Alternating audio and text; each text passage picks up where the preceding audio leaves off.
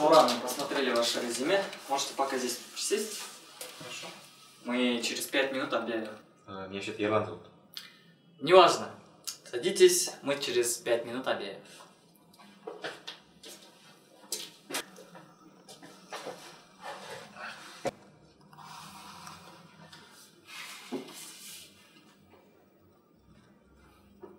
Ерлан? Здорово. Қалай жағдайсың, Сауран? Здорово. Нормально. Сен де жұмысқа тұрып келдің бе? Да, вот со старой работы уволили. Уволили? Ну да, прикинь. Просто так тупо взяли и уволили. А что такое? Так уж вчера получилось, что больше половины клиентов говорили на казахском. И попробуй на казахском что-нибудь объяснить. Ну и что, ты вроде казах? Ну, казах-то я казах, но учился я в русской школе. Университет закончил на русском. А почему не подучишь? Ну а смысл и учить? Сейчас все равно, вся документация, все знания на русском или на английском. На казахском что я получу, скажи, какие мне выгоды от этого? Не, ну а что здесь смешного? Ну вот ты представь такую ситуацию. Мой сын учил казахский, учился в казахской школе. И приезжает в Алмату или в Астану. Да он здесь будет как турист, понимаешь?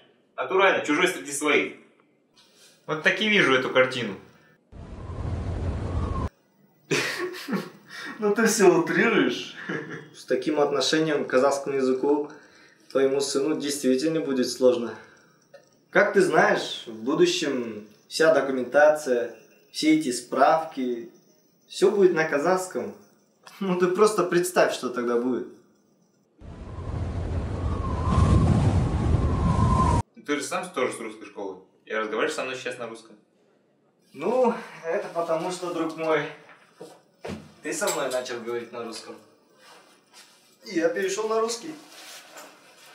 А сам я с казахской школы. Средней казахской школы.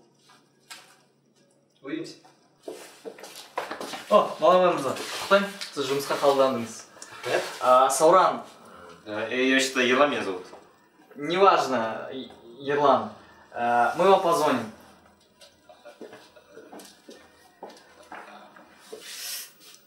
Жолығамыз, Ерлан. Кездескенше.